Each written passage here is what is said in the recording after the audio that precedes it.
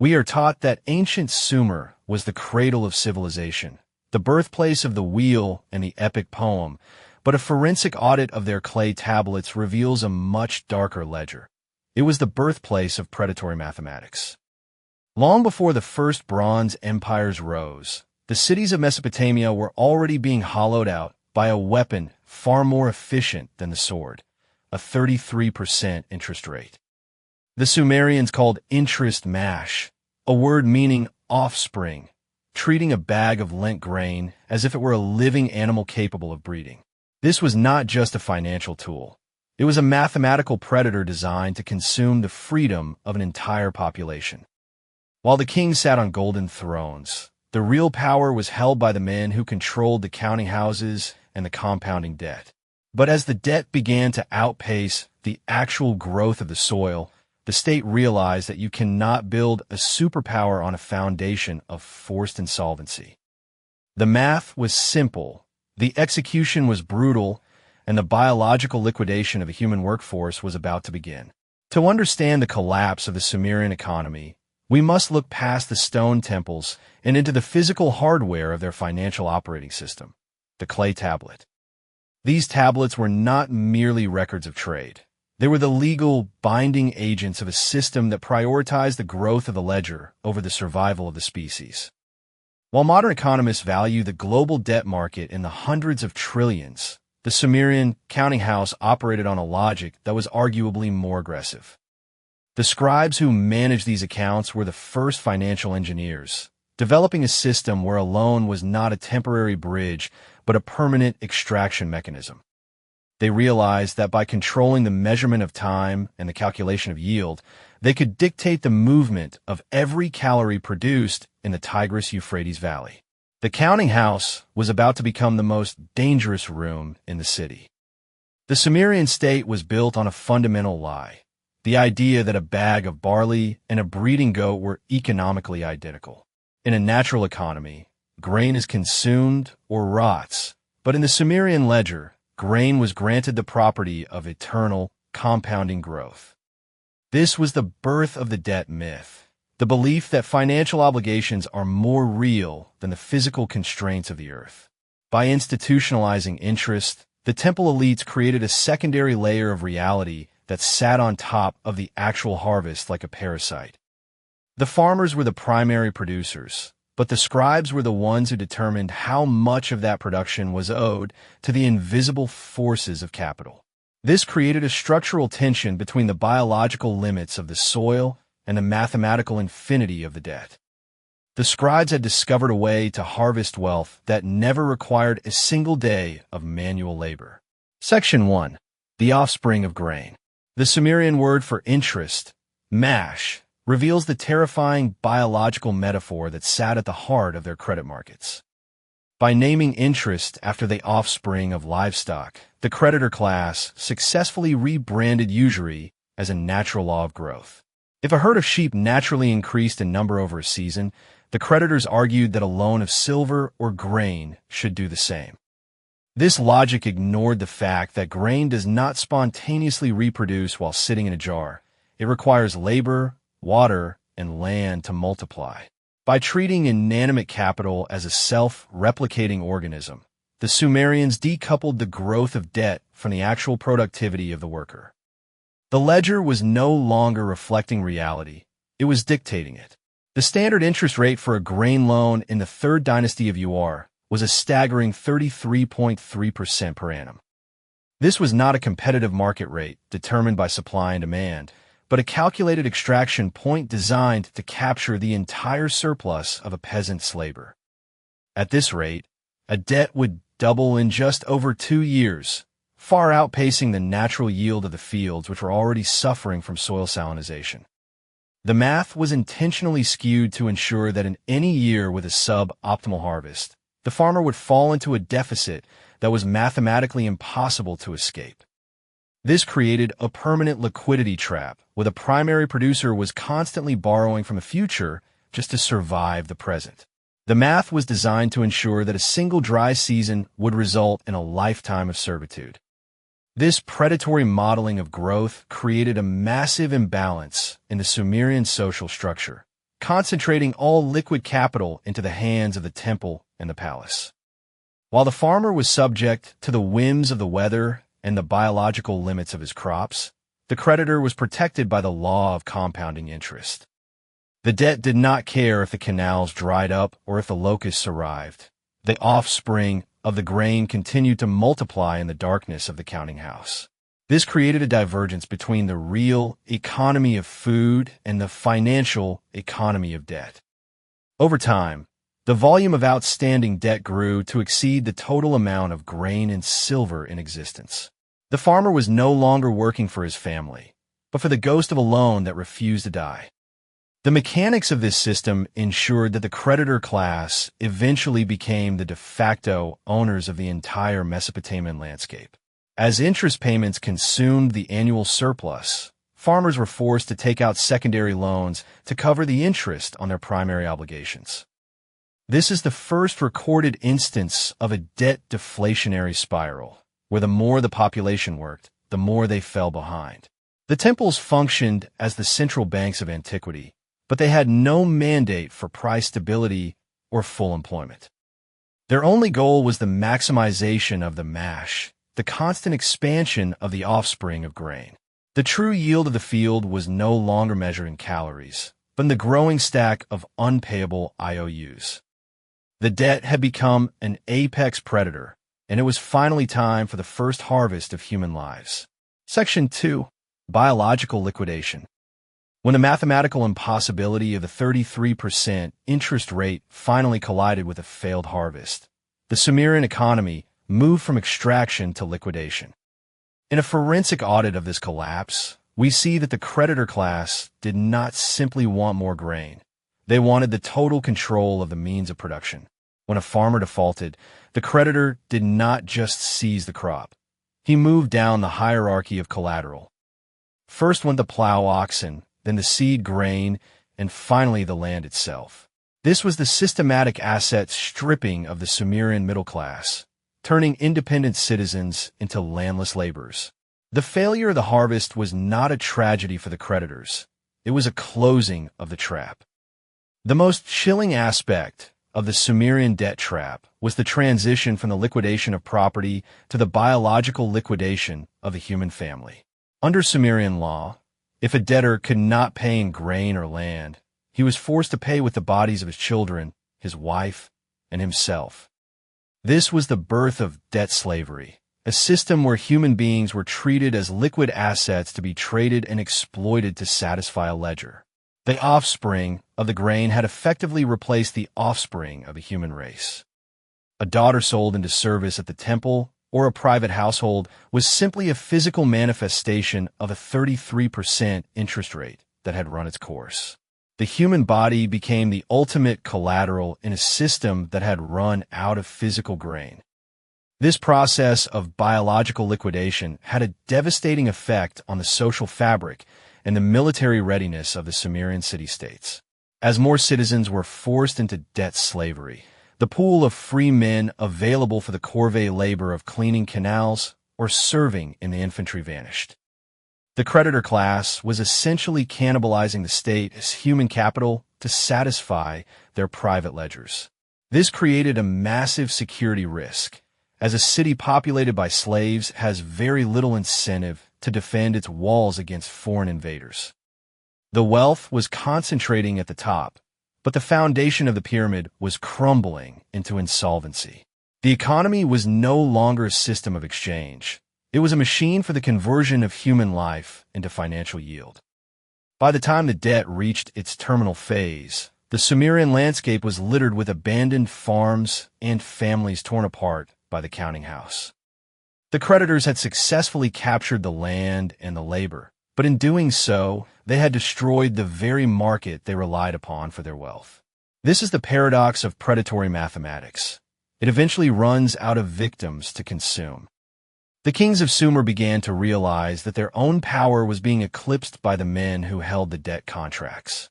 If the state was to survive, it would have to find a way to break the power of the 33% interest rate before the entire population was liquidated. The king looked out at his city and realized he no longer ruled a nation of citizens, but but a warehouse of defaulted collateral. The Sumerian kings looked out at their cities and realized they no longer ruled nations of citizens, but warehouses of defaulted collateral.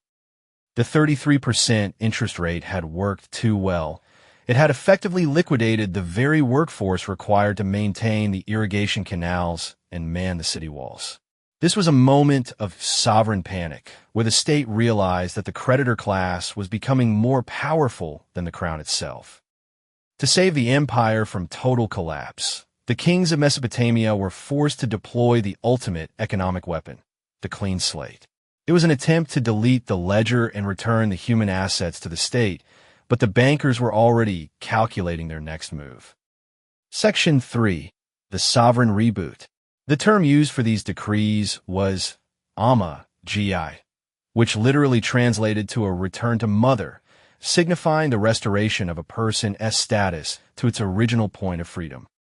Modern observers often mistake these proclamations for acts of humanitarian charity, but a forensic audit reveals they were cold-blooded survival strategies. A king without a free peasantry is a king without an army, as slaves were generally barred from military service to prevent internal revolts. By canceling the debts, the sovereign was effectively performing a hostile takeover of the creditor's balance sheet. He was seizing the human capital back from private interest and reincorporating it into the state's military and tax infrastructure. The creditors saw their paper wealth vanish overnight, but the king saw his kingdom's viability restored. However, this forced redistribution of value created a permanent state of war between the palace and the counting house. The mechanics of the clean slate were targeted with surgical precision to avoid a total collapse of the commercial sector.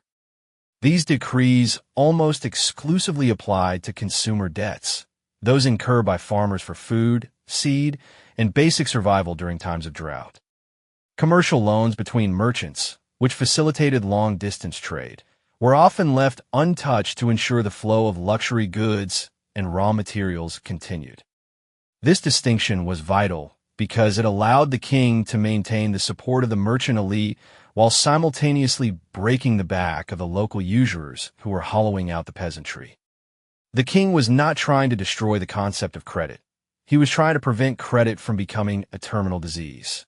By resetting the social clock, the sovereign hoped to maintain a functional balance between the growth of debt and the growth of the population. This delicate equilibrium was the only thing standing between the city-state and total social dissolution. Every time a new king took the throne, the decree was issued as a way to clear the administrative pipes of uncollectible arrears. This was a recognition that the compounding 33% interest rate was mathematically unsustainable over any period longer than a single generation. If the debts were allowed to accumulate indefinitely, the entire population would eventually become the property of a few dozen families. The clean slate functioned as a pressure release valve, preventing the build-up of the revolutionary resentment that typically accompanies mass insolvency.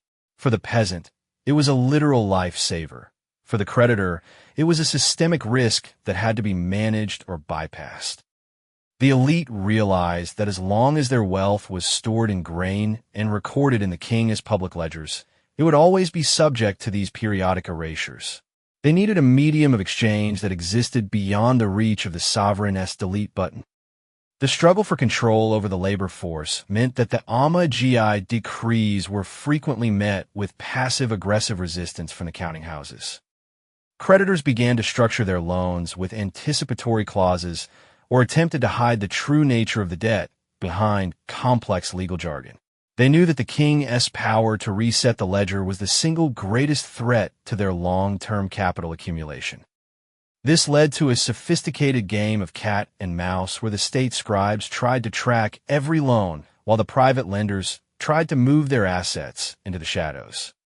The very existence of the clean slate forced the creditors to innovate, pushing them toward a more durable and portable form of wealth. They were no longer satisfied with the offspring of grain, because grain was too easy for the king to monitor and manipulate. The quest for a hard, unerasable currency was about to change the nature of power forever. As the frequency of the decrees increased, the creditor class realized that the grain-based economy was a rigged game they could no longer win. The king could always claim that a drought was an act of God and use it as a pretext to wipe out the debts of his supporters. This created a massive incentive for the elite to decouple their wealth from the physical soil of the city-state.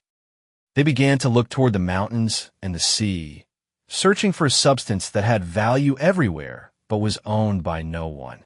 This was the moment the financial elite decided to stop being Sumerian and start being global. They were preparing to abandon the perishable world of the harvest for the cold, permanent reality of the silver market. The transition to a hard currency economy was not an accident. It was a strategic withdrawal from the reach of the law. Section 4. The creditor coup. The shift from grain to silver as the primary medium of exchange was the first great decoupling in economic history. While grain was bulky, perishable, and intrinsically tied to the local irrigation systems controlled by the king, silver was compact, indestructible, and internationally recognized. By moving their wealth into silver, the Sumerian elite effectively created the world's first offshore accounts. This allowed them to store value in a form that the king could not easily track, tax, or reset through a royal decree. The counting houses began to prioritize silver-denominated loans over grain-denominated ones, shifting the entire financial landscape toward a hard money standard. This was not a move toward efficiency. It was a move toward the privatization of economic sovereignty. The adoption of silver changed the mathematics of debt from a biological model to a purely abstract one. Unlike grain, which had a natural growing season and a shelf life, silver was static and inert, yet the interest rates remained as aggressive as ever. This meant that the debt was no longer even pretending to be tied to the productivity of the land. A silver loan could sit on the books for decades, accruing interest at a rate that had no connection to the real-world constraints of agriculture or labor. The creditor class had discovered a way to make their wealth immortal, while the workers who supported the system remained trapped in the cycle of life and death. This created a permanent class of silver holders who existed above the reach of the local economy. The city-state was becoming a mere host for a financial parasite that had no loyalty to the soil. This offshore mindset led to a massive drain on the local economy, as the elite no longer felt the need to reinvest their profits into the city's infrastructure. In the old grain-based system, the temple and the palace had a vested interest in maintaining the canals because their wealth literally grew from the water. But silver could be traded for cedar from Lebanon, gold from Egypt, or lapis lazuli from Afghanistan, regardless of whether the local canals were clogged with silt.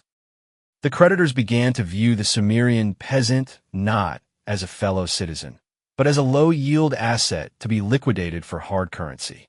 This was the birth of capital flight, where the surplus of a land was exported to buy foreign luxuries rather than being used to sustain the local population. The king was left to manage a crumbling infrastructure while the elite sat on piles of silver that contributed nothing to the state's survival. The move to silver also allowed the creditors to bypass the Amma-gi decrees with much greater success. Because silver transactions often took place in private merchant houses rather than the public temple, the king's scribes lacked the visibility required to enforce a debt reset. The creditors could simply claim that a silver loan was a commercial investment rather than a consumer debt, placing it outside the legal scope of the clean slate. This created a two-tiered economy, a public grain economy for the poor, which was subject to periodic resets, and a private silver economy for the rich, which was untouchable. The king's economic weapon was being neutralized by a shift in the very medium of the ledger. The sovereign was losing the forensic battle for control over his own kingdom as wealth. As the elite concentrated more and more silver, they began to exert a different kind of pressure on the palace. They were no longer just lenders. They were the primary financiers of the state as military campaigns and administrative costs. The king found himself in a humiliating position. He was the sovereign ruler, yet he was deeply in debt to a private class of silver merchants. These creditors could now demand political concessions in exchange for the liquidity the king needed to keep the city running. The clean slate became harder and harder to implement, as the king could not afford to alienate the men who funded his wars. The state was being hollowed out from within, transformed into a vehicle for the protection of private silver interests. The final stage of this coup was the total hollowing out of the citizen base. With the Amma-gi decrees becoming less effective and silver debt becoming more pervasive, the independent farmer disappeared entirely. The geography of power was now dominated by massive estates owned by silver-holding elites and worked by a permanent class of debt slaves. The Sumerian city-state, once a vibrant organism of free citizens, had become a collection of private plantations. The kings were now merely the high-priced security guards for a creditor class that had successfully decoupled its wealth from the fate of the nation. The social contract was dead, replaced by a cold ledger that recognized only the growth of the silver pile. The counting house had finally conquered the palace, and the price of that victory would be the total collapse of the civilization itself. The physical hardware of the empire, the great canals that turned the desert into a garden, was about to meet the mathematical reality of a bankrupt population. Section 5. The Social Default. The irrigation canals were the circulatory system of Mesopotamia, requiring constant maintenance to prevent the buildup of silt and salt. Historically, this labor was provided by the free peasantry as a collective investment in the city's survival. However, as the 33% interest rate liquidated the independent farmer, the motivation for this labor vanished. A debt slave has no incentive to maintain the long-term viability of a field he no longer owns. The physical infrastructure began to decay because the human capital required to sustain it had been stripped of all equity. The creditors, holding wealth in portable silver, saw no reason to fund the costs of public works. This was the first great infrastructure default, where private capital destroyed the public's ability to exist. As the canals clogged, the agricultural output of the city-states began a terminal decline. The land was literally dying, poisoned by salt deposits that could no longer be flushed out by functional irrigation. While the ledgers of the elite showed massive nominal growth, the actual calories being pulled from the earth were plummeting. This created a widening gap between the paper wealth of the counting house and the physical reality of a starving population. The creditors continued to demand their 33% yield, even as the biological basis for that yield was being erased. It was a mathematical absurdity where debt grew exponentially while the means of repayment shrank toward zero. The civilization was moving toward a hard limit that no amount of scribal manipulation could bypass. The depletion of human capital also meant that the city-states had lost their defensive capabilities. A population of debt slaves makes for a poor military force, as they have no stake in the regime as survival. When the margin call of history arrived in the form of the Gutian invasions, the kings found their treasuries empty. The wealth of the nation had been converted into silver and stashed in private coffers, leaving the state unable to equip a guard. The creditors had optimized their personal returns, but in doing so, they had liquidated the security of the entire system. The walls were still standing, but there was no one left with a reason to defend them. The city-state was no longer a community. It was a distressed asset waiting for a takeover. The collapse was a slow, grinding liquidation of every social asset the Sumerians had built over 3 millennia.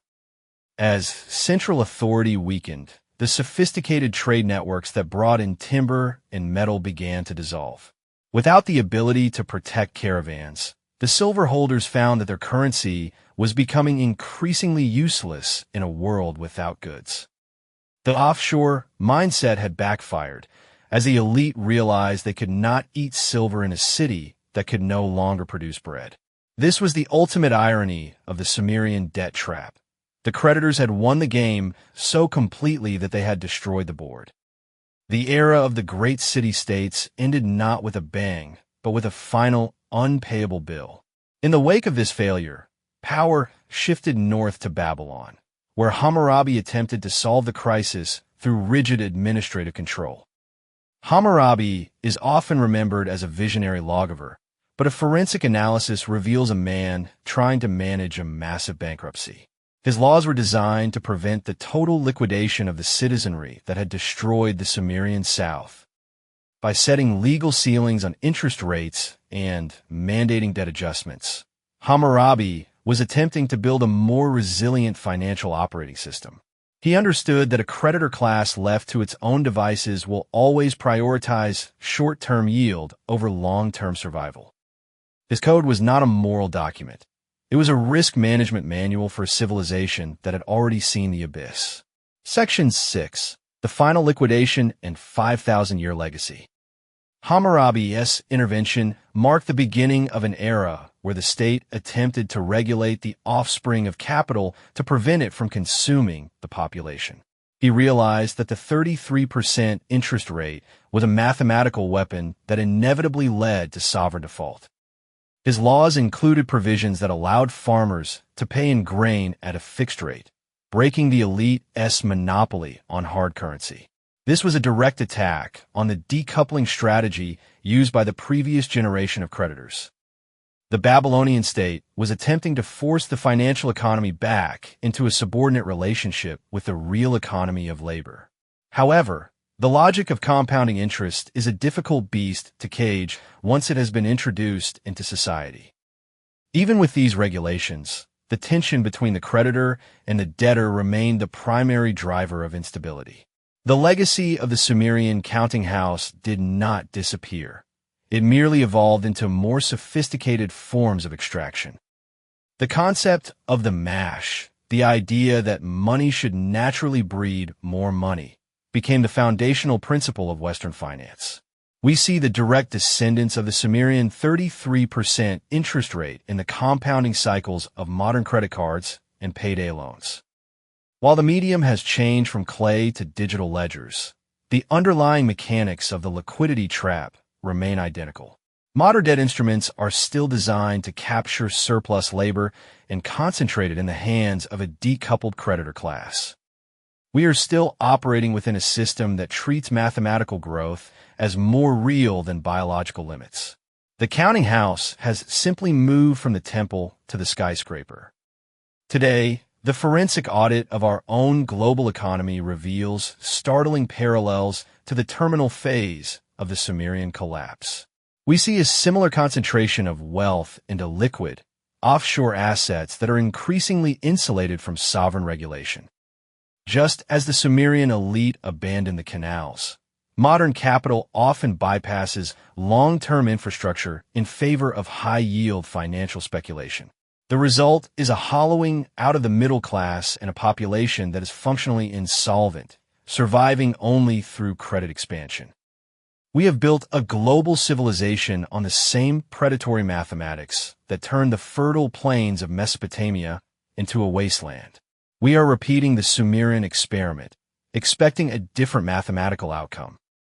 The modern sovereign debt crisis is the ultimate expression of the Sumerian legacy, where nations are placed into permanent receivership. When a country defaults, the remedies imposed by international creditors mirror the asset stripping of the ancient Sumerian farmer. Public assets are sold off, social services are liquidated, and labor is redirected toward the servicing of unpayable debt. This is the biological liquidation of the 21st century, performed not with chains, but with austerity measures and structural adjustment. The Amma GI, or clean slate, has been forgotten, replaced by a global consensus that the ledger is more important than the people. We have institutionalized the very systemic risk that destroyed the world's first superpower. The ledger is no longer a tool for recording value. It is the master of the world. As we look back at the clay tablets of 5,000 years ago, we see a warning from a highly advanced financial civilization that failed. The Sumerians were the first to discover that mathematics could harvest human life, but they also discovered the limits of that extraction. Their collapse serves as a forensic proof that no society can survive the infinite growth of unpayable debt. The 33% interest rate was the invisible hand that pulled the city-states into the dust. We are living in the long shadow of the counting house, waiting for a systemic reset that may never arrive. The forensic evidence is clear. We are still living inside the Mesopotamian counting house. The invisible hand of the ledger does not provide, it only collects.